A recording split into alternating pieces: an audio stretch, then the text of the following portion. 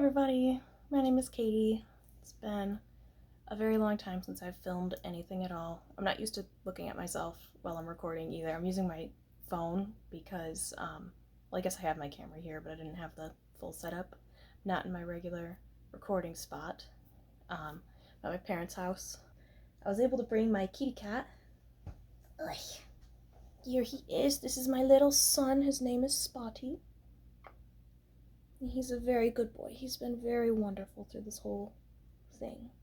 He loves to cuddle and snuggle. Well, he's always loved that, but he's been even more extra affectionate. He senses something's wrong, I can tell. And he's a very good little son. Aren't you a good boy? Alright, down you go, Angel. You gonna snuggle up on my lap? Keep me warm and comfortable? Yeah? I don't know if I will ever post this. It was just something I had been thinking about making for a while now. And by a while, I mean like about, I don't know, a couple weeks, I guess. So I guess not really that long. Back at the end of January, I was diagnosed with cancer. I was diagnosed with breast cancer, found a really big bump right above my right breast. It was shortly before New Year's Eve. It's the day before New Year's Eve. I was at my parents' house for a get-together, and with family from out of town and out of state, and I was gonna I was getting ready. I was gonna hop in the shower real quick, and I noticed it. I showed it to my mom because I was really freaked out, and she went with me to the doctor, and they were like, "Yeah, it's probably not cancer based on your age and your medical history and everything, but I would still recommend getting it looked at by a specialist." So we went to go see a specialist. I had a mammogram done, ultrasound done. I had a CT. Was it a CAT scan or was it an MRI? I don't remember. One of those scanny things. They did a biopsy, and then biopsy showed that it was cancer. So I met with an oncologist and started chemotherapy back on the 19th, and I'm really tired right now. I know that's a side effect of it.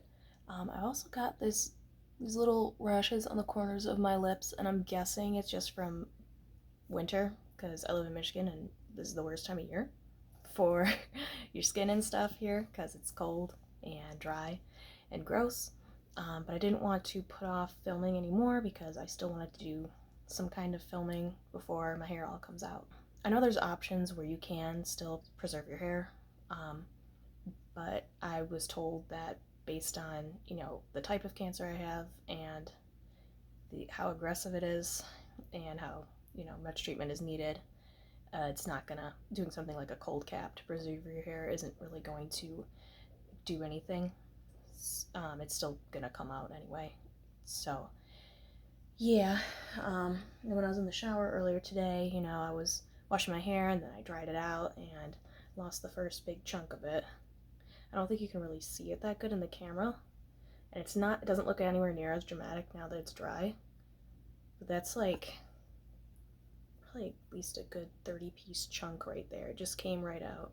On Monday, it would have been 2 weeks since I started chemo. I know I asked the nurse there, I was like, how long does it take for your hair to start coming out? And she said 3 weeks, so it's about that time frame, which is difficult. It's been a lot to process. I've told a handful of people, I told my work, my boss, and everybody was all really kind and understanding and compassionate and everything, which is good. I'm on an FMLA leave, and I was going to do it intermittently, but then I was having a lot of other problems that required more stuff, like when I first went to get when I went blah blah blah. So basically you have when you have cancer, you have what's called a port put in. It's a surgery that gets done beforehand. They put it underneath your skin, and then that's what the chemo goes through. And there was something wrong with my port. Like, literally all of the nurses who were there at the infusion center that day tried to get it to work. one was able to draw blood through it, but it wouldn't flush, and I'm not entirely sure what that means. Basically, just it wasn't working the way it was supposed to.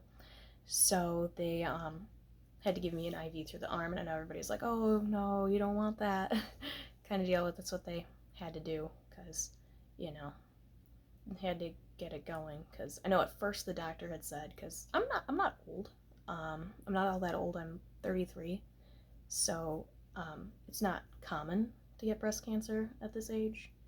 And then on top of that, you know, I'm pretty healthy otherwise. They did a full genetics test on me because I know there's this one gene that can make you more susceptible to developing breast cancer, and I don't have that.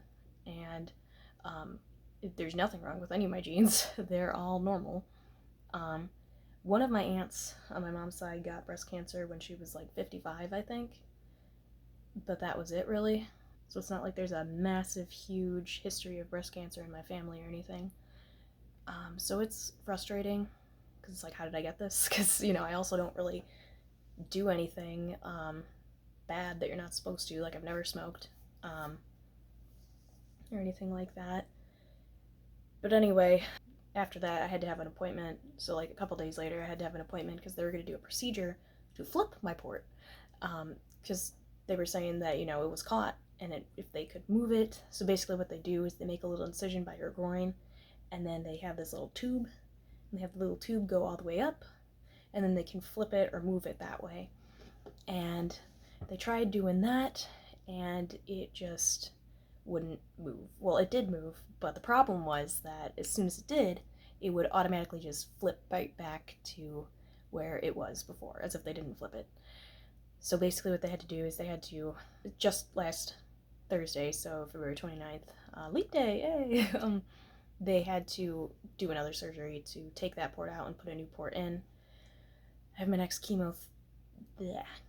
I can talk. I have my next chemotherapy session on this upcoming Monday, so March.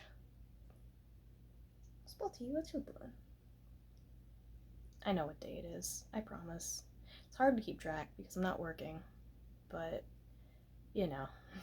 I have my next chemotherapy session on Monday, so it's March 4th. And I'm just really, really scared that it's not going to work again. But I know everybody has been really compassionate, and they're like, it will work. That's what this mark is too. I'll show you what it looks like. So I guess if you don't like body stuff, I'll do my best to like cut it out and put a little timestamp or something for you to click on, so you don't have to look at it. So this is what it looks like. It's right there under my skin. There's the incision that was made. They did the same incision as the last time. They said the purple stuff is something that goes over the stitches to try and protect it and keep it clean, and that it'll come off on its own. For this one, because the first time with the surgeon, she made the incision and they inserted it there. And then for this one, apparently when they do it this other way that they tried, since it didn't work the last time for me, I guess, they went in through my jugular too, which is what this is. So now I have two scars. At least this one's easier to hide, but there's this one too. It's not a hickey. And yeah, they had to go in through there as well. So now I'm gonna have all the scars. Yay! No, I don't want all the scars. But yeah, I don't know. It's very difficult to talk about. I'm now at a point where I can talk about it without just crying, which is good. Yeah, I don't know. I just thought I would film a little something just talking about it and all that before all of my hair falls out. I have other stories. So yeah, like with my surgery, that one was dramatic. I'll probably make a different video for that. And everything else. So yeah, thank you for watching. Maybe I'll post this, maybe I won't. I don't know. We'll have to see. Alright. So yeah, it's probably long enough. It's like 12 minutes. I don't want to take up too much of everybody's time. Alright, well, thank you very much for watching. I might post some more of my stories. Like, I got the flu shortly after chemo and had to be admitted to the hospital. That was fun. And stay overnight. And then my experience of going under for surgery. That was interesting. I woke up when I wasn't supposed to. So I'll post I'll maybe make some more videos just talking about that. But anyway, I don't know. I just wanted to make something real quick, just talking. So I haven't recorded anything in like 6 months, and I didn't post that. So I haven't recorded anything that I've actually uploaded in several years. So probably rusty, but you know, you just talk to the camera, I guess, and do your best. All right. Well, thank you so much for watching, and have a good one. All right. Bye bye.